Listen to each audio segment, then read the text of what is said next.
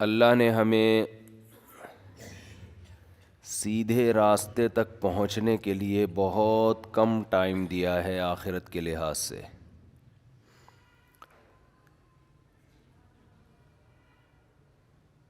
دنیا کے لحاظ سے تو یہ بہت ٹائم ہے۔ قرآن کہتا ہے کہ جب آخرت میں برے لوگوں سے حساب و کتاب ہوگا تو وہ کہیں گے کہ اے اللہ تو ہمیں ایک بار دنیا میں دوبارہ بھیج دے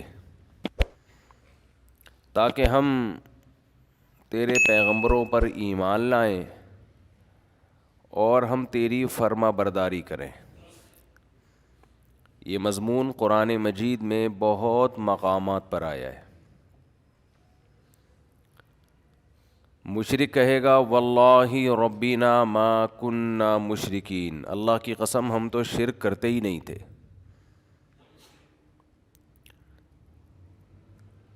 تو گنہگار کہے گا ان تقول نفس یا حسرۃ علی ما فرطت فی جنب اللہ، ہائے افسوس کہ میں اللہ کے بارے میں بہت سخت کوتاہی میں مبتلا رہا۔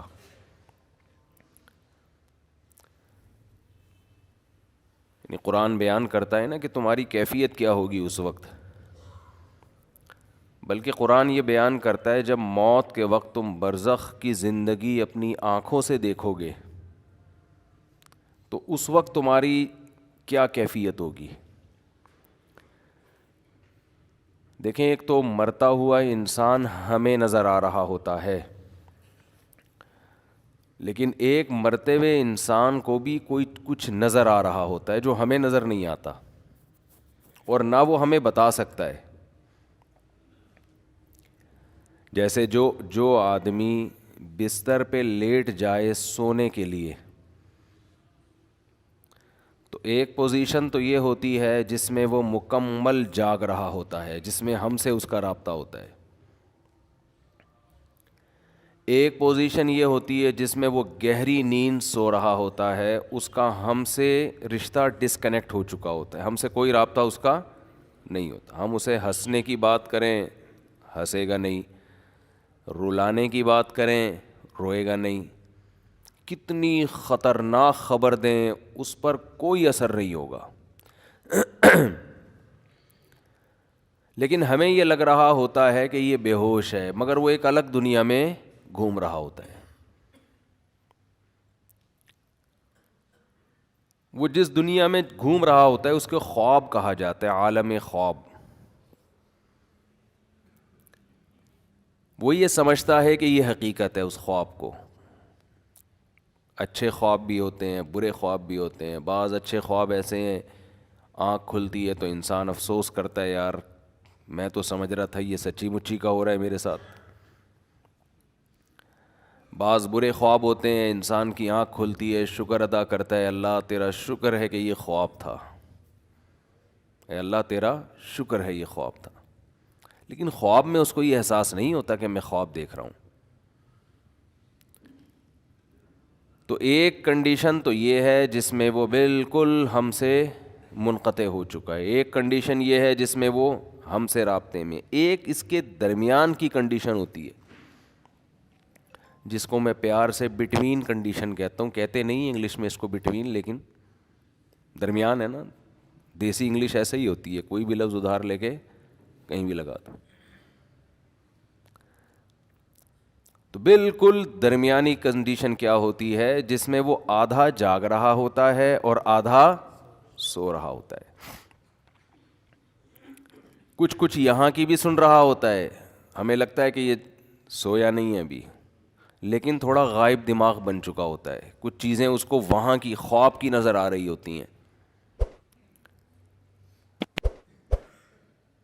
بالکل یہی کنڈیشن قرآن و سنت سے پتہ چلتا ہے کہ جب انسان کی موت واقع ہونے والی ہوتی ہے تو ایک کنڈیشن یہ ہوتی ہے جس میں وہ مکمل حی ہے، مکمل زندہ ہے، جس میں وہ ہم سے بات چیت کر رہا ہوتا ہے۔ ایک کنڈیشن یہ ہوتی ہے جس میں وہ مکمل اس کی ڈیتھ ہو چکی ہوتی ہے، اس میں ہمارا اس سے کوئی رابطہ نہیں ہے. اس پہ جو گزر رہی ہے وہ جانے اور اللہ جانے. جیسے حضرت عمر نے فرمایا نا کہ حدیث میں آتا ہے نا کہ جو برا آدمی ہے جب اس کی میت کو قبر کی طرف لے کر جاتے ہیں تو کہتا ہے کہ تم مجھے کہاں لے کے جا رہے ہو, اور اچھے آدمی اچھا کیا کہتا ہے, مجھے جلدی لے کر جاؤ. یہ برزخ کی باتیں ہیں جو وہ خود دیکھ رہا ہے. لیکن ایک حالت مرنے والے کی ایسی ہے جس میں وہ آدھا عالم برزخ میں اور آدھا عالم دنیا میں. اس کنڈیشن کو سکرات موت کہا جاتا ہے. سمجھ رہے ہیں بات کو؟ کیونکہ یہاں شرعی احکام چینج ہو جاتے ہیں. شریعت میں کچھ احکام ایسے ہیں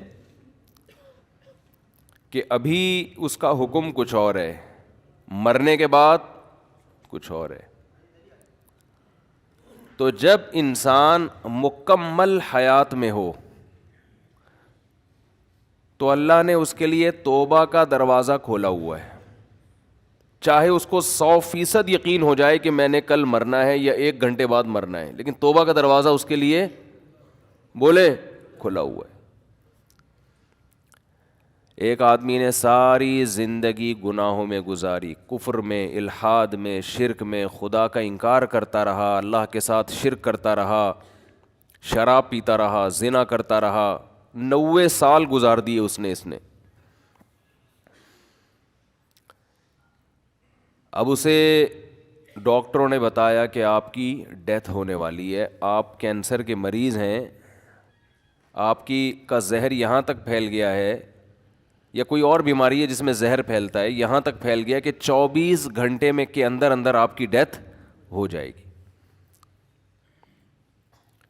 یہ بھی اب توبہ کرے گا تو اللہ اس کی توبہ قبول کریں گے, یہ اللہ کا وعدہ ہے. دل سے کرے توبہ, یہ والی توبہ نہ ہو کہ اگر نہیں مرا تو ٹھیک ہے پرانا اسٹائل, مر گئے تو توبہ تو کی بھی ہم نے. وہ بھی پھانسی والا بھی ایسا ہی ہے, 90 سال میں اس کو پھانسی کی سزا سنا دی گئی. یہ پھانسی والی مثال اور آسان ہے. اس کو پھانسی کی سزا سنا دی گئی اور اسے بتایا گیا کہ 6 مہینے بعد آپ کو ہینگ کر دیا جائے گا, لٹکا دیا جائے گا. یہ بھی ظلم ہے انسان پر پھانسی کی سزا دینا. بہت عذاب والی موت ہے جو گلا دبا کے ہوتی ہے. اسلام نے حکم دیا جس کی سزا قتل ہے اس کو تلوار سے سر قلم کیا جائے. اس میں تکلیف کم ہوتی ہے. جب تلوار لگتی ہے نا اس کے یہاں مجرم کے, تو سب سے پہلے اس کا دماغ کا اور باڈی کا کنیکشن ختم ہو جاتا ہے, تو تکلیف کا احساس ختم, لیکن وحشت بہت ہوتی ہے. مقصد تھا شریعت کا کہ لوگ جرم سے باز آ جائیں, تو ایسا طریقہ اسلام نے رکھا ہے کہ دہشت بہت بیٹھ جائے لیکن مجرم کو تکلیف کم سے کم ہو. تو جب سر پہ اس کے مجرم کے تلوار لگتی ہے تو وہ سر کھوپڑی وہاں جا کے گری, تڑپتا بہت ہے, بلیڈنگ ہوتی ہے. اور اسلام میں یہ بھی حکم ہے کہ پھانسی کی سزا بند کمرے میں نہ دی جائے, یعنی قتل کرنے کی سزا, بلکہ یہ کھلے عام چوک میں دی جائے, ساری دنیا اپنی آنکھوں سے دیکھے یہ, تاکہ معاشرے میں قتل رکے. اب دیکھو مجرم کے ساتھ بھی احسان کہ اس کو کم سزا دی, یعنی اس کو تکلیف سے بچایا جا رہا ہے, اور لوگوں کے ساتھ بھی احسان, ان پر دہشت بٹھائی جا رہی ہے تو لوگ قتل سے باز آئیں. مجھے یاد ہے 20-25 سال پہلے, ہمارے بچپن کی بات ہے, کہ ایک سعودی عرب سے ہمارے ایک دوست آئے ملنے کے لیے. وہ تھے اصل میں بلوچستان کے تھے, لیکن بائی بورن سعودی تھے. وہ تو بلوچی بھی بولتے تھے, اردو بھی بولتے تھے, عربی بھی بولتے تھے. کہنے لگے میں نے جب پہلی مرتبہ سعودی عرب میں سر قلم ہوتے ہوئے دیکھا ہے, بلوچی تھے بڑے مضبوط, بروہی, کہہ رہے میں 2 گھنٹے ایسے کانپتا رہا ہوں لاش کو دیکھ کے نا, جو سر قلم کیا ہے, تو 2 گھنٹے میں ایسے خوف سے کانپتا رہا ہوں. تو بتاؤ جس نے یہ منظر دیکھا ہو وہ کبھی کسی کے قتل کا سوچ سکتا ہے جب اس کو پتا ہو کہ میرا بھی یہ انجام ہوگا؟ خیر بات کہاں سے کہاں چلی گئی جی. ہاں میں یہ عرض کر رہا تھا کہ ڈاکوؤں پر شریعت نے رحم نہیں کیا ہے. خیر میں یہ کر رہا تھا کہ ایک شخص 90 سال کی عمر اس کی ساری زندگی قتل میں گزری، ڈکیتیوں میں گزری، ظلم میں گزری، کورٹ نے فیصلہ کیا جو کہ نہیں کرتی عام طور پہ، لیکن کر دیا کہ اس کو پھانسی پہ لٹکایا جائے گا، 6 مہینے بعد لٹکایا جائے گا۔ اسے لوگوں نے آ کے بتایا توبہ کر لے، گناہ سے معافی، کہہ رہے نہیں کروں گا توبہ میں۔ وہ 6 مہینے بھی اس نے گزار دیے، کفر بولتا بکتا رہا، کوئی خدا نہیں ہے، کوئی مجھے دوبارہ رہائی ملی دوبارہ یہ کام کروں گا، یہاں تک کہ 1 ہفتہ رہ گیا، پھر اسے کسی مولانا صاحب نے کہا توبہ کر لے، کہہ رہے نہیں کروں گا توبہ، پھر 1 دن رہ گیا، پھر 1 گھنٹہ رہ گیا، پھر آخر کا 1 منٹ رہ گیا۔ اسے 6 مہینے پہلے بھی یقین تھا کہ مجھے قتل کیا جائے گا،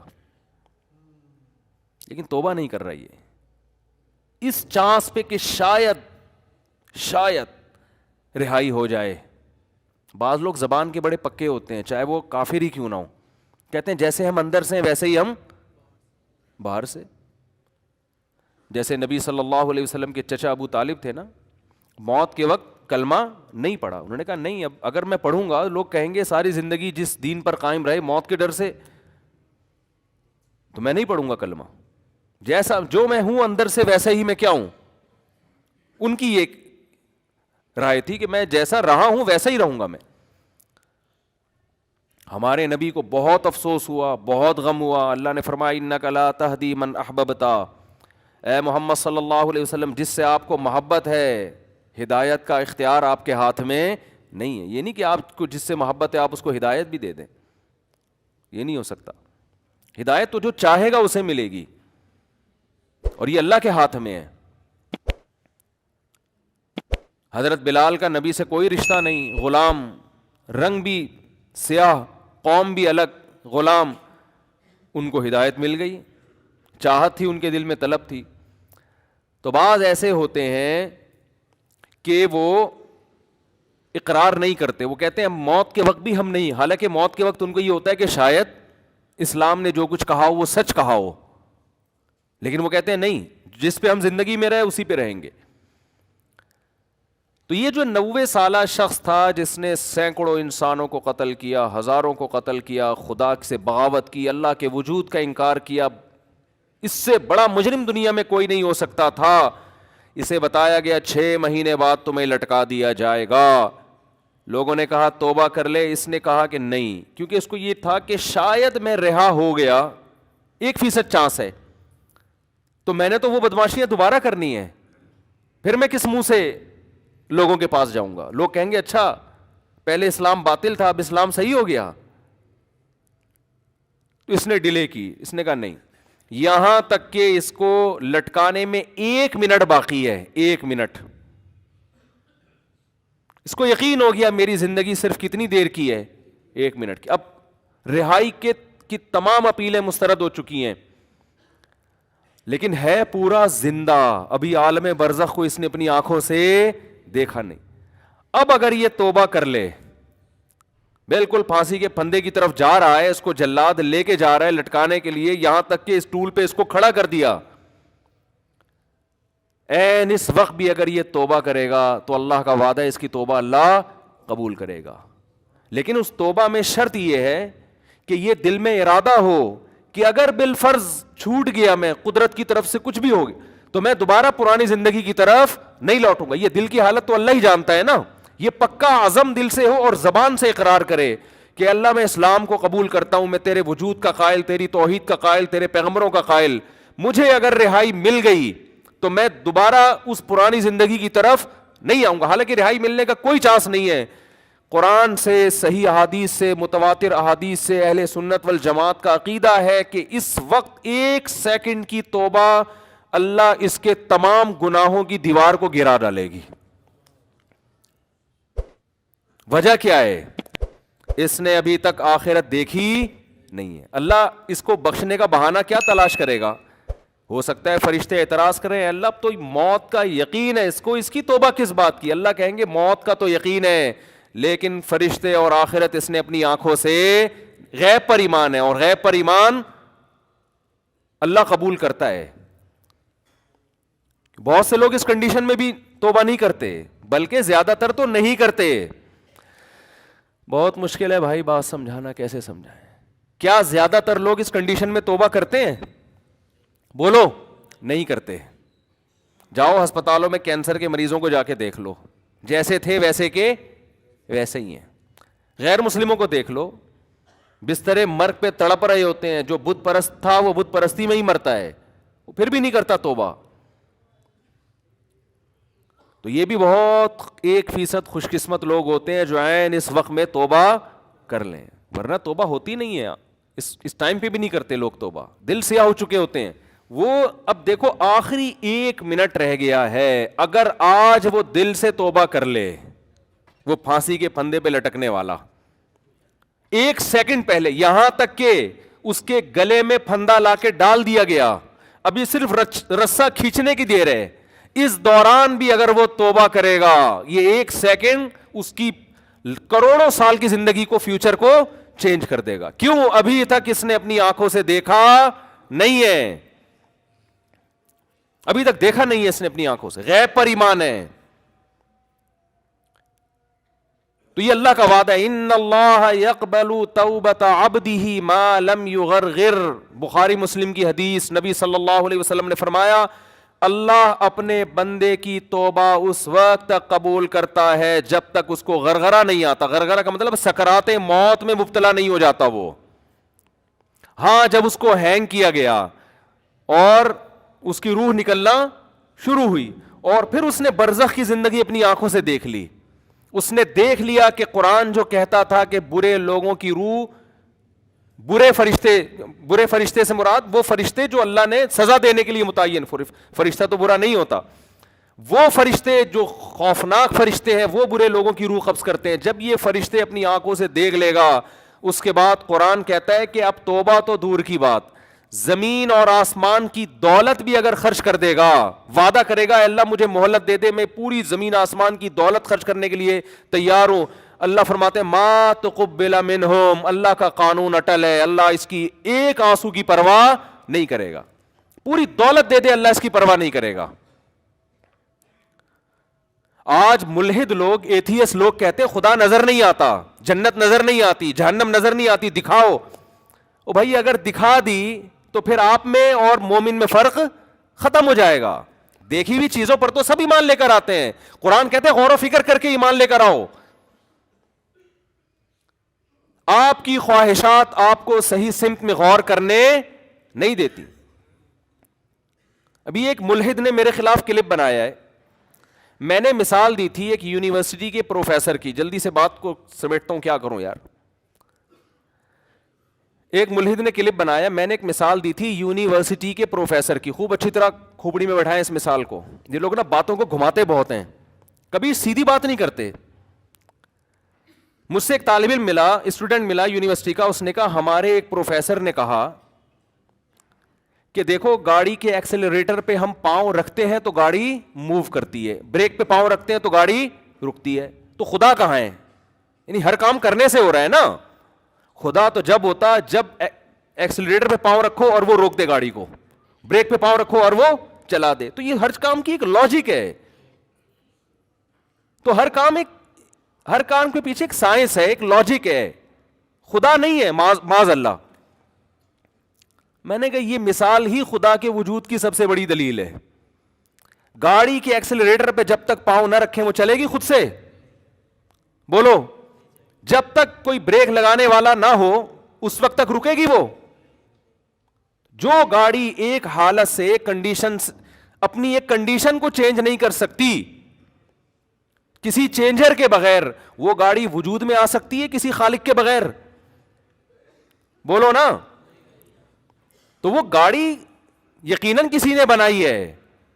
تو ایک چھوٹی سی گاڑی خود سے نہیں بن سکتی. آپ کہہ رہے ہیں پوری کائنات ایک دھماکے سے خود سے وجود میں آ گئی ہے, اور انسان اور وسیم بھائی اور غفور بھائی, سبکتگین صاحب, اور یہ خواتین اور مرد اور گائے بھینسیں اور زمین سورج کے گرد اور جو ہے وہ چاند زمین کے گرد, پورا ایک اتنا بڑا نظام, بارشوں کا نظام, صحراؤں کا نظام, یہ سارا سیٹ اپ ایک بے جان تصویر خود سے وجود میں نہیں آ سکتی کروڑوں سال میں, اور ایک چلتی پھرتی تصویر جو دیکھتی ہو, ناک سے سونگتی ہو, کانوں سے سنتی ہو. کوئی کہے نا کہ یہ آنکھ ناک کان تصویر پینٹنگ کر کے خود وجود میں آ گئی ہے, کوئی مان لے گا؟ کھربوں سال میں بھی نہیں ہو سکتا. لیکن ایک ایسی آنکھ وجود میں آ گئی جس میں دیکھنے کی صلاحیت, ایک ایسی ناک وجود میں آ گئی جس میں سونگنے کی صلاحیت. یہ اور میرا اعتراض تھا, اس ملحد نے اس اعتراض کا جواب نہیں دیا. اس نے جواب کیا دیا ہے؟ اس نے کہا گاڑی کی مثال یہاں فٹ نہیں آتی, کیونکہ گاڑی بنی ہوئی چیز ہے, اس میں ایوولوشن نہیں ہوتا, اور اس کائنات ایوالو ہو کے یہاں تک پہنچی ہے. نہیں آئی بات سمجھ میں؟ کہہ رہے گاڑی جو ہے نا وہ ایوالو تھوڑی ہوئی ہے یہاں تک, گاڑی تو کسی نے بنائی ہے, تو گاڑی پہ فٹ نہیں ہو سکتی. سوال تربوز کے متعلق تھا, جواب میں کیا پیش کیا جا رہا ہے؟ خربوزہ. آپ سے سوال پوچھا امتحان میں, محمد بن قاسم نے ہندوستان پہ 17 کیا کیے؟ آپ نے کہا محمد بن قاسم ناشتے میں پراٹھا کھاتا تھا. اگلا بولے گا بھائی تم سے پوچھا کیا جا رہا ہے؟ وہ سوری محمود غزنوی نے, محمد بن قاسم نے نہیں. وہ صبح ناشتے میں کیا کھاتا تھا؟ تو یہ جواب تھوڑی ہوگا. سوال دوبارہ دہرا دیتا ہوں میں, ایک معمولی سی چیز ایوولوشن کے ذریعے کار کی شکل اختیار نہیں کر سکتی. اتنی مینجمنٹ کہ ایکسیلیٹر کی جگہ ایکسیلیٹر ہو, بریک کی جگہ بریک ہو, اسٹیئرنگ کی جگہ, ایسی بہترین مینجمنٹ. تو یہ ایوولوشن کوئی ایسی عجیب چیز ہے جس نے خود سے, یعنی نیچر ہے نا, نیچر اتنی ذہین, اتنی فتین, اتنی زبردست چیز ہے کہ خربوزے کے بیج میں اس نے ایسے سافٹ ویئر انسٹال کر دیے کہ جب زمین میں ڈالو تو پہلے پودا اگے گا, پھر پھول اگیں گے کیڑے مکوڑوں کو مائل کرنے کے لیے, پھر نر مادہ کا ملاپ ہوگا, پھر جب نر مادہ کا ملاپ ہوگا اس میں کچا پھل پیدا ہوگا, وہ پھل بڑا ہو کر دوبارہ خربوزہ بن جائے گا. ہر خربوزے میں دوبارہ ایسے سینکڑوں بیج ہوں گے جن کو ڈالو گے تو پھر یہی پروسیس ہوگا. ہزاروں سال سے یہ پروسیس ہو رہا ہے, اور یہ فطرت نے خود اپنے آپ کو مینج کر لی ہے. خدا کی قسم دنیا میں اس سے بڑا بیوقوف اور جھوٹا اور کذاب اور دجال کوئی نہیں ہوگا جو یہ دعویٰ کرے. آپ انسان کو مانتے ہو ایوولوشن ہو رہا ہے, ارتقاء, اردو میں ارتقاء کہتے ہیں اس کو. یہ کیا ارتقاء ہے یار؟ کہ دیکھو ارتقاء, بندر کروڑوں سال ترقی کرتے کرتے انسان تک پہنچ جاتا نا, یہ ہوتا نا ارتقاء.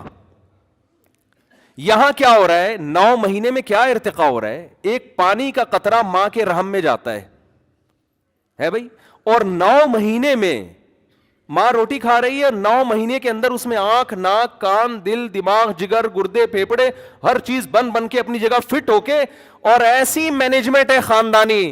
ادھر بچہ ماں کے پیٹ سے باہر آیا, فوراً ماں کی چھاتیوں میں دودھ پیدا ہوا, پانی میل کا ہے اور بچہ فیمیل کے بطن سے پیدا ہو رہا ہے, ان دونوں کے ملاپ سے. اور ان دونوں کا ملاپ بچہ پیدا کرنے کے لیے نہیں تھا, اپنی خواہش پوری کرنے کے لیے, سیکس کے لیے تھا. اس سیکس کے نتیجے میں انسان وجود میں آ رہا ہے. ان دونوں میں بھی آپس میں کوئی ربط نہیں ہے. جانور جب میل فیمیل آپس میں ملتے ہیں ان کے دماغ میں بھی نہیں ہوتا کہ ہم نے نسل بڑھانی ہے, وہ اپنی خواہش پوری کرنے کے لیے ملتے ہیں.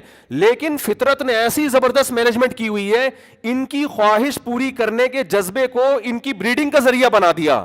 یہ بھائی ایسی مینجمنٹ اللہ کی قسم کروڑوں اربوں کھربوں سال میں بھی آٹومیٹیکلی خود بخود نہیں ہو سکتی. وہ سیکس کے لیے جا رہا ہے اس کے پاس, اس کے دماغ میں نہیں ہے کہ اولاد پیدا ہوگی.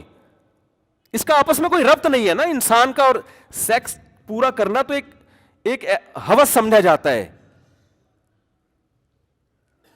ایک ہوس سمجھا جاتا ہے. میل فیمیل کی طرف مائل ہوتا ہے اولاد پیدا کرنے کے لیے نہیں.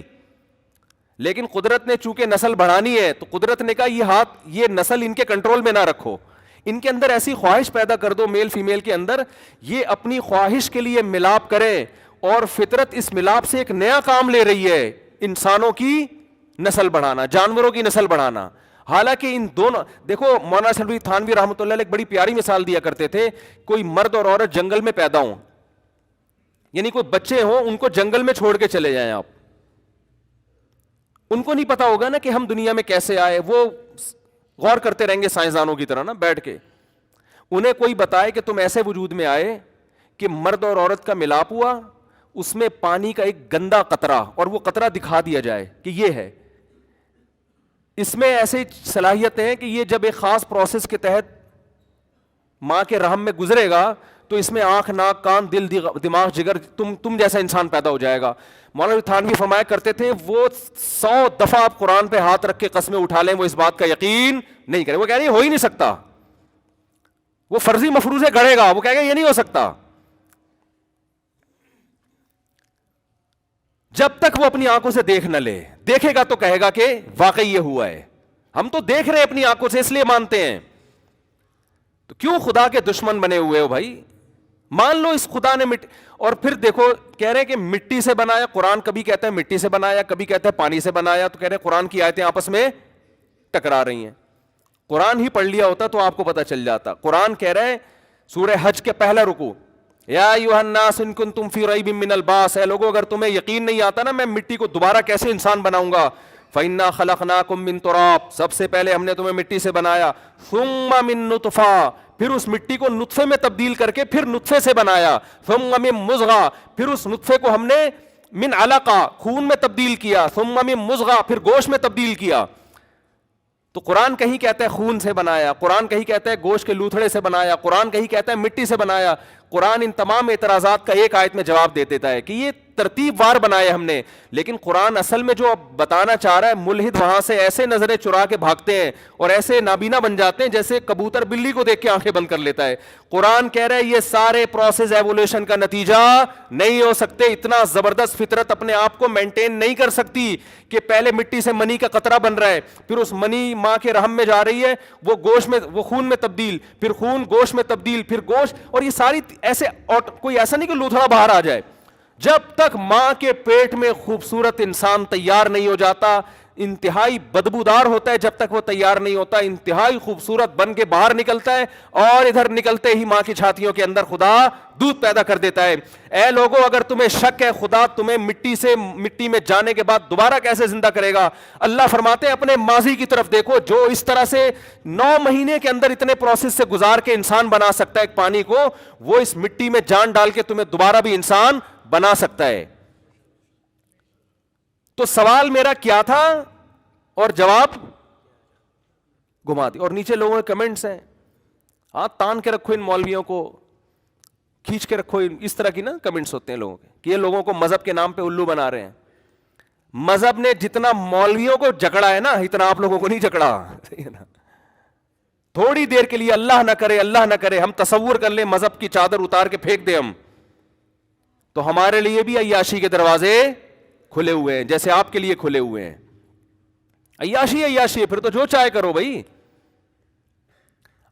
لوگ یہ تانا دیتے ہیں کہ ان مولویوں کی عزت مذہب کی وجہ سے ہو رہی ہے, اس لیے یہ مذہب کی طرف لوگوں کو لاتے ہیں. مذہب سے ہٹیں گے ظاہر ہے جو لوگ ہاتھ پاؤں چوم رہے ہیں, عزت دے رہے ہیں, وہ ختم ہو جائے گی نا. ہدیے ملتے ہیں لوگوں کی طرف سے, نذرانے ملتے ہیں, ان دعویٰ ہے یہ, فرض کر لو ہدیے نذرانے بھی مل رہے ہیں, آپ بھی اپنے بچوں کو پھر مولوی بنا دو نا. ہمارے سابق صدر کو چاہیے کہ وہ اپنے بچے کو مدرسے میں داخل کر دیں, اس میں عیاشی کیا ہے؟ بولتے کیوں نہیں؟ اس میں زیادہ عیاشی ہونی چاہیے نا. پھر وہی مثال ہے, لوگ مجھے کہتے ہیں 4 شادیوں میں عیاشی, میں کہتا ہوں پھر کروا لو, ہمارے سابق صدر سے بولو آپ کر لو 4 شادیاں. عیاشی کا تو کس کو شوق نہیں ہوتا؟ دنیا کے ہر عیاش آدمی کو چاہیے 4 کر لے, وہ کہتا ہے نہیں, نا نا نا نا نا, اس میں عیاشی. بولتے کیوں نہیں ہے. تو آپ ایسی عیاشی کا لیبل ہماری طرف لگا رہے ہو جو عیاشی آپ خود کرنے کے لیے تیار نہیں ہو. آپ کہہ رہے ہو نا کہ نبی صلی اللہ علیہ وسلم نقل کفر نباشت, 9 بیویاں رکھ کے معاذ اللہ نقل کفر عیاشی کی ہے, تو آپ 4 رکھ کے عیاشی کر لو. آپ تو بیوی بنانے کے لیے تیار نہیں ہوتے, آپ گرل فرینڈ پہ گزارا کرتے ہو, کیونکہ آپ کو پتا ہے کہ اسلام نے جب 4 کی اجازت دی ہے تو مرد کے ذمے اتنے خرچے ڈال دیے ہیں کہ مرد یہ کہتا ہے میں اس پوری ڈیٹیل کے ساتھ, اس نان نفقہ اٹھانے کے ساتھ میں 4 کرنے کا ارادہ نہیں کرتا, وہ نہیں اس عیاشی پہ آتا. اکثر یہ کام مذہبی لوگ کرتے ہیں, عیاش لوگ, شراب کباب والے یہ کام نہیں کرتے. اور رہا مسئلہ کہ علماء کی گاڑیوں کو دیکھتے ہیں لوگ, لینڈ کروزر میں گھوم رہے ہیں, علماء کے ماضی کو دیکھو. ہم جب مدرسے میں گئے نا, پہلا سال تھا ہمارا, تو عربی کی ایک کتاب ہم پڑھ رہے تھے, اس میں ایک بڑی زبردست بات لکھی. ہم بڑے علماء کو دیکھتے تھے, بڑی گاڑیاں, بڑے, اور ہم اپنی حالت دیکھتے تھے ہمارا, تو ہم نے کہا یار ہم تو پتہ نہیں فیوچر کچھ کھانے کو ملے گا کہ بھی نہیں ملے گا, کیونکہ سارے علماء کے ساتھ ایسا تھوڑی ہوتا ہے. تو ہمارے استاذ نے بتایا کہ جو علماء کے فیوچر کو دیکھ کے زندگی گزارے گا نا وہ ناکام ہوگا. وہ کیا ہوگا؟ ان علماء کا یعنی وہ گمراہ ہو جائے گا. ان علماء کا ماضی دیکھا کرو کہ انہوں نے ماضی کیسے گزارا ہے. تو وہ جاؤ مدرسوں میں جا کے دیکھ لو, آپ بھی دیکھ لو, ہم آپ کو دکھا دیں گے کیسا ہوتا ہے. وہاں وہ سہولتیں نہیں ہوتی عام طور پہ جو یونیورسٹیوں میں ہے. وہاں وہ کیریئر نہیں ہوتا فیوچر کا جو آپ کا بچہ, یقین نہ آئے نا, آپ کی بیٹی کے لیے, آپ کے بیٹے کے لیے کوئی رشتہ آئے, آپ بتاؤ کہ ہمارا بیٹا مدرسے میں پڑھ رہا ہے, آئی بات سمجھ میں؟ 100 رشتے آئیں گے, 1% چانس ہوگا کوئی ہاں کر دے. 100 میں سے 1% چانس. جب آپ نے بتایا نا ہمارا بیٹا کیا کرتا ہے, بولو, مدرسے کے دوسرے سال میں, ابھی 6 سال اس کے باقی ہیں, یا 4 سال باقی ہیں, یا آخری سال ہے, دور حدیث کر رہا ہے, پتلی گلی سے نکلیں گے وہ. اور اسی شکل کا, اسی قد کاٹ کا آپ کا دوسرا بیٹا ہے جو میڈیکل کالج میں پڑھ رہا ہے, جو کمیشن آفیسر بن رہا ہے, یعنی آرمی جوائن کر رہا ہے. 100 میں سے 99 ہاں کریں گے, ایک بیوقوف ہوگا لڑکی کا ابا, وہ کہے گا مجھے ایسی جگہ میں نے ڈاکٹر سے نہیں کرنی. تو کیریئر تو ادھر ہے میرے بھائی. یہ تو کوئی ایک آدھ مولوی ہوتا ہے بیچارہ جو, ورنہ اکثر تو ہمارے مدرسوں میں جا کے دیکھو, ہم سے زیادہ صلاحیت والے, ہم سے زیادہ علمی استعداد والے 15 20 ہزار تنخواہیں لے کے سارا دن محنت کر رہے ہیں, بچوں کو پڑھا رہے ہیں. زیادہ 99% تو ابھی بھی وہی ہیں. انہیں تو لوگ جانتے نہیں, ان کو ہدیے نذرانے کہاں سے دیں گے. تو آپ کہہ سکتے ہیں مجھ سے پھر آپ کیوں نہیں وہاں بیٹھے ہوئے؟ بھائی ہم اس لیے کہ عوام میں ہم نے بیانات شروع کر دیے تو عوام میں ہم مشہور ہو گئے, ورنہ ہمیں تو نہیں تھا کہ ہم مجھے یاد ہے جب میں مدرسے میں پڑھ رہا تھا تو ہمیں بتایا گیا تھا ملا کی دوڑ مسجد سے گھر تک, اس کے علاوہ کوئی لفٹ, ہمارے حضرت نے باقاعدہ عدم لفٹ پر بیان کیا ہے کہ یہ دماغ سے نکال دو کہ تم لوگوں کو عزت ملے گی, پیسہ ملے گا. حضرت کا پہلا بیان ہی یہی تھا, سمجھ رہے ہو, جب ہم مدرسے میں گئے, یہ نکال دو. اور 99 کے ساتھ یہی ہوتا ہے.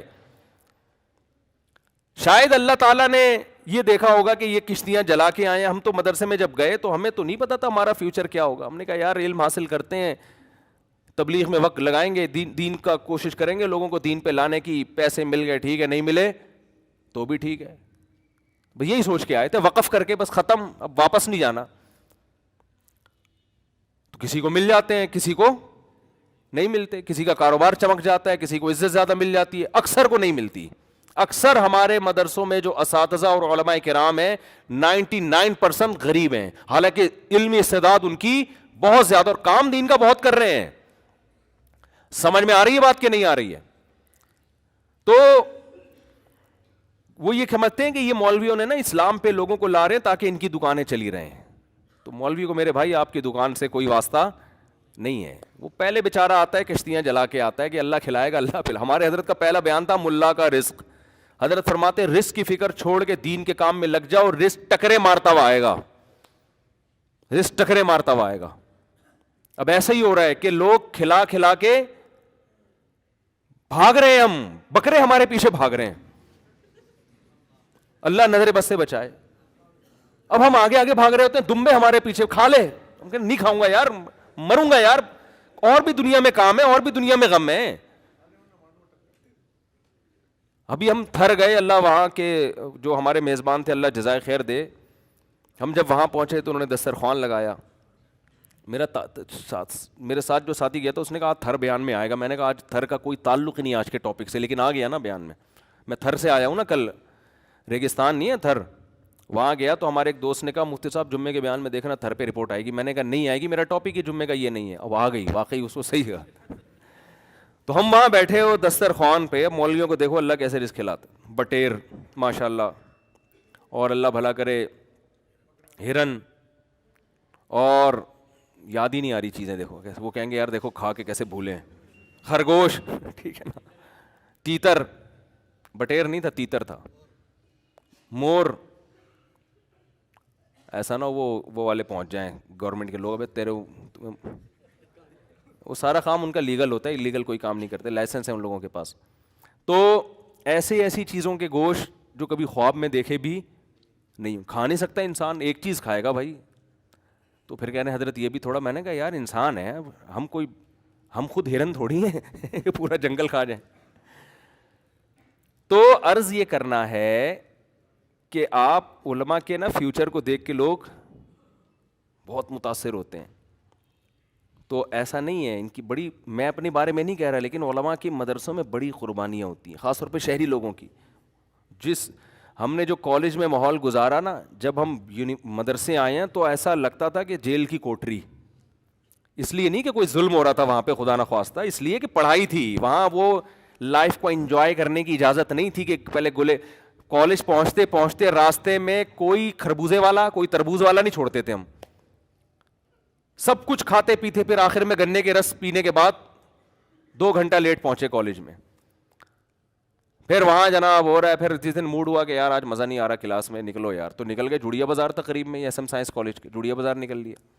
سارے ہی ایسے کر رہے ہوتے ہیں, کوئی ہم اکیلے نہیں ہیں. جس دن موڈ اچھا ہے پڑھ لیا بیٹھ کے, موڈ اچھا نہیں ہے تو پھر میں تو کم از کم نقل نہیں کرتا تھا, ورنہ ہمارے جتنے ماشاءاللہ اسٹوڈنٹ تھے طبیعت سے پھرے لے کے جاتے تھے ایگزامینیشن ہال میں, ان کو پڑھنے کی ضرورت ہی نہیں ہے. ایک لڑکا کل مجھے ملا, فیل ہو گیا. میں نے کہا فیل ہونے کا آپ کے پاس آپشن ہی نہیں تھا, آپ نے انٹر کیا, آپ تو پھرے لے کر, پوری کلاس پھرے لے کر جا رہی ہے. کہہ رہے یار میری پینٹ میں کوئی جگہ ایسی نہیں تھی جہاں میں نے پھرے, سمجھتے ہیں نا, رکھے ہوں گے آپ لوگوں نے بھی. کہہ رہے کوئی پینٹ میں جگہ ایسی نہیں, کوئی قمیض ایسی نہیں, کوئی کرتا. کراچی کی ماشاءاللہ حکومتی سطح پہ یہ کام ہو رہا ہے الحمدللہ. ایگزامینیشن ہال میں کراچی میں جو طالب علم کتاب لے کے پڑھ رہا ہے, دنیا میں اس سے بڑا بیوقوف کوئی پیدا ہی نہیں ہوا آج تک. بس دیکھ کے کتاب سمجھ میں آنی چاہیے. اب کراچی والوں نے یہ کیا کہ دیکھ کے بھی اتنی صلاحیت ختم ہو گئی ہے کہ پھرا رکھ کے بھی سمجھ میں نہیں آ رہا ہوتا. حقیقت وہ لڑکا جو کل مجھے ملا ہے نا, آپ بھی تھے نا ساتھ میں, میں نے کہا تم فیل کیسے ہو گئے؟ کہہ رہے کتابیں لے کے بھی گیا میں امتحان گاہ میں, پھرے بھی تھے, سب کچھ تھا. ٹیچر نے باہر نکل کے بیٹھ گیا, ٹیچر نے کہا بھائی شور نہیں مچانا, جس نے جو کرنا ہے کر لے, یہاں بیٹھ کے نا پیپر حل کرے, شور نہیں, آواز نہیں آنی چاہیے. اتنے الحمدللہ ابھی آداب ہیں کہ شور نہیں ہونا چاہیے, چپ کر کے نقل بھی کرنی ہے, چپ, شور نہیں آئے. کہہ رہے وہ کرسی باہر ڈال کے بیٹھ گئے ایگزامینر. تو کہہ رہے ہم نے دبا گئے, چھاپ رہے, پھر بھی فیل ہو گیا. اتنا بھی نہیں پتا کہ یہ سوال آپ سے محمد بن قاسم کے بارے میں پوچھا ہے کہ وہ سندھ میں کم داخل ہوئے, پھرے میں لکھا ہے محمد بن قاسم صبح چائے پیتے تھے. یعنی اتنی صلاحیت بھی نہیں ہے کہ یار جو سوال پوچھا جا رہا ہے یہ پھرا اسی کا ہے یا کسی اور چیز کا ہے. بس جو نکالا شاید یہی اس کا جواب ہے, وہی چھاپ کے آ گئے. یہ کام تو ملحد نے نہیں کیا یار. تو یہ ہے اٹ از کالڈ کراچی. یہاں سے سائنسدان پیدا ہوں گے عظیم. بس ختم کر رہا ہوں میں. یہاں سے کون پیدا ہوگا؟ یہ مولویوں کا قصور نہیں ہے. آج ہر ملبہ مولویوں پہ گرایا جا رہا ہے. مذہب ہے جو سائنسی ترقی میں رکاوٹ بن رہا ہے. میں مذہبی گھرانے کا تھا الحمدللہ, اس لیے میں نقل نہیں کرتا تھا. مجھے ٹیچروں نے کتابیں, جب میں سیکنڈ ایئر میں تھا ٹیچر نے خود کتاب لا کے دی, بولا 50 روپے دے دو. میں نے کہا 1 روپیہ بھی نہیں دوں گا اور یہ لے کے جاؤ یہاں سے, اس لیے کہ میرے والد نے منع کیا ہوا تھا, بیٹا گناہ ملتا ہے, قیامت کے دن سزا ملتی ہے. اور اگر میں نقل کرتا تو مذہب کو چھوڑ کے کرتا میں. تو یہ جو آپ کے ملک میں ترقی نہیں ہو رہی, یہ مذہب کا اس سے تعلق نہیں ہے, یہ آپ کے اپنا یہ لبرل لوگ ہیں جو یہ برباد کیا ہوا ہے انہوں نے ہمارا معاشرہ. اور ہر وہ چیز بھی کہہ رہی ہیں, دیکھو پاکستان ایک اسلامک کنٹری ہے لیکن اس میں کرپشن دیکھو کتنی ہے. اسلامک کنٹری نام کا ہے, اگر حقیقت میں ہوتا تو کرپشن نہ ہوتی. اسلام سے زیادہ مجرم کے لیے سخت, اسلام چور کا ہاتھ کاٹنے کا حکم دیتا ہے. دنیا میں ہے کوئی ایسا مذہب؟ اتنی چوری کرنے سے, اللہ کا مال چوری کیا مخلوق کا, اللہ کو اپنے بندوں کا, ہیومن رائٹس کا اتنا خیال ہے. دیکھو نماز قضا کر دو, ہاتھ کاٹنے کا حکم نہیں ہے. اللہ نے کہا توبہ کر کے مجھے مناؤ, کیونکہ ہیومن رائٹس سے اس کا تعلق نہیں ہے. اس کا تعلق کس سے ہے؟ خدا کے حق سے ہے. اللہ نے کہا مجھے مناؤ, توبہ کرو, بہت بڑا جرم کیا, آخرت میں سزا ملے گی, دنیا میں نہیں. توبہ کرو میرے سامنے. حج آپ نے نہیں کیا, فرض ہے, کوئی سزا ہے اسلام میں؟ کتنا بڑا حکم ہے نا اللہ کا. اللہ نے دھمکیاں دی ہیں, میں اس سے بے پرواہ ہوں, آخرت میں سزا ملے گی, دنیا میں نہیں. چوری کر دی, کسی کے پیسے چرا لیے, اللہ کو اتنا غصہ آئے کہ اس کا ہاتھ کاٹ دو. تو ہیومن رائٹس لبرل لوگوں کے یہاں زیادہ ہیں, اسلام کے یہاں زیادہ ہیں. اسلام کے یہاں زیادہ ہیں. اسلام کہہ رہے ہیں حقوق العباد میں صرف اللہ سے معافی مانگنا کافی نہیں, اس بندے سے بھی معافی منگوانی پڑے گی. یہ ہمیں ہیومن رائٹس کا بتائیں گے جو تبھی دیکھو یہ کیا حال ہوا ہے ہمارے ملک کا. تو مذہب نہ ہونے کا یہ نتیجہ ہے. اور میں کہتا ہوں یورپ میں اگر لوگ کہتے ہیں یورپ میں مذہب نہیں ہے, امریکہ میں مذہب نہیں ہے, اتنے اچھے قانون, میں کہتا ہوں اگر مذہب ہوتا تو اس سے زیادہ اچھے ہوتے, وہ اس سے زیادہ اچھے ہوتے. تو مذہب ہمیشہ خیر ہی پیدا کرتا ہے, مذہب ہمیشہ شر کو, صحیح مذہب ہو اگر, وہ شر کو ختم کرتا ہے. تو لیبل کافی نہیں ہے مذہب کا, مذہب کو فالو کرنا پڑے گا آپ کو. تو بس جلدی سے بات ختم کرتا ہوں میرے بھائی. اللہ کا قانون یہ ہے کہ جب تک اپنی آنکھوں سے موت کے فرشتے نظر نہ آئے اس وقت تک اللہ نے توبہ کا آپشن رکھا ہوا ہے. اور جب یہ منظر آپ نے اپنی آنکھوں سے دیکھ لیا, اللہ کہتے ہیں بیڑیاں رگڑتا رہے گا, کلا انہا کلمۃ ہوا قائلھا, توبہ کا کلمہ تیری زبان سے نکلا ہوا ایک کلمہ ہے جو ہوا میں تحلیل ہو کے ختم, اللہ کے ہاں اس کی کوئی ویلیو نہیں ہے. نبی صلی اللہ علیہ وسلم نے فرمایا کہ جہنم کی آگ سمندر کا پانی خوش نہیں کر سکتا, حدیث کا مفہوم ہے, لیکن 2 قطرے جہنم کی آگ کو ٹھنڈا کر دیتے ہیں. ایک اللہ کے راستے میں شہید ہوتے ہوئے, جو شہید کے خون کا پہلا قطرہ زمین پہ گرنے سے پہلے اس جہنم کی آگ کو اللہ ٹھنڈا کر دیتے ہیں. ایک اللہ کے خوف سے رویا ہوا آنسو, کیا زبردست مثال ہے. اتنا سا آنسو ہے لیکن اللہ جب تک زندہ ہیں آپ, اس آنسو کی اللہ کی نظر میں ایسی ویلیو ہے کہ یہ جہنم کی بھڑکتی ہوئی آگ کو ٹھنڈا کرنے کے لیے کافی ہے. تو بھائی خوش قسمت وہ ہے جو موت سے پہلے توبہ کر. اب آپ یہ نہ سوچیں کہ یار ٹھیک ہے آخری پھندے تک لٹکنے تک آخری منٹ میں بھی توبہ قبول ہوتی ہے تو ڈیلے کر لو. تو یہ دو گڑبڑے کا اندیشہ اس میں. نمبر 1, آپ کو کیا پتا کہ آپ کس وقت مریں گے, آپ کا آخری منٹ کب آئے گا, سمجھتے ہو؟ پھانسی کے مجرم کو تو پتا ہوتا ہے لٹکنے والا ہوں, ہر موت مرنے والے کو یہ پتا نہیں ہوتا. دوسری بات یہ کہ مشاہدے پر مبنی یہ حقیقت ہے, جو موت کی وجہ سے توبہ کو ڈیلے کرتا ہے ایسے لوگوں میں اکثر توبہ نہیں کرتے. آپ دیکھ لو غیر مسلموں میں جوانی میں توبہ کرنے والے, اسلام قبول کرنے والے زیادہ ہیں, بڑھاپے میں اسلام قبول کرنے والے کم ہیں. حالانکہ جوانی میں غیر مسلم بننے میں عیاشی زیادہ ہے, بڑھاپے میں تو ویسے ہی عیاشی نہیں ہے نا, لیکن اس کو تو فائدہ ہی فائدہ ہے. بوڑھے آدمی کو اسلام قبول کر لے, توبہ کر لے, بھائی اب تو کچھ تیری زندگی تو گزر گئی عیاشیوں میں, اب تو جائے گا جنت میں. لیکن دل ایسا سخت ہو جاتا ہے وہ نہیں کرتا. جوان آدمی وہ جلدی کر لیتا ہے, حالانکہ اس کو قربانی زیادہ دینی پڑ رہی ہے.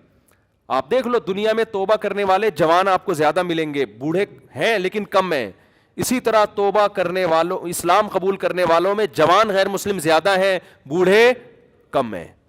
تو اس لیے کبھی بھی اس حماقت پہ توبہ کو ڈیلے نہیں کرنا چاہیے کہ مہلت تو اللہ نے دی ہوئی ہے. اور دوسری بات, جتنی جلدی توبہ کرو گے خیر اور برکتیں اتنی زیادہ ہوں گی, آپ نیکیاں زیادہ کما لو. ٹھیک ہے کوئی غیر مسلمین آخری وقت میں مسلمان ہو رہا ہے, توبہ کر رہا ہے, گناہ معاف ہو گئے, لیکن نیکیوں کا موقع اس کو بہرحال, ٹھیک ہے اللہ اس کو جنت میں داخل کر دیں گے, لیکن وہ زیادہ اونچے درجات تک نہیں جا سکتا. وجہ اس کی یہ کہ اس کے اعمال میں وہ اتنی خیریں ہیں نہیں کہ جو شخص زندگی بھر اپنے اعمال میں خیر ڈالتا رہا, تو آج آپ توبہ کریں گے آپ کے پاس پوری زندگی یہ خیر پھیلانے کے لیے, اپنے اعمال میں نیکیاں جمع کرنے کے لیے ڈیلے کریں گے تو آپ کے پاس نیکیاں کمانے کا ٹائم کم رہے گا. اللہ تعالیٰ سے دعا ہے اللہ تعالیٰ ہمیں جلد سے جلد سچی توبہ کی توفیق عطا فرمائے. وما علینا الا البلاغ.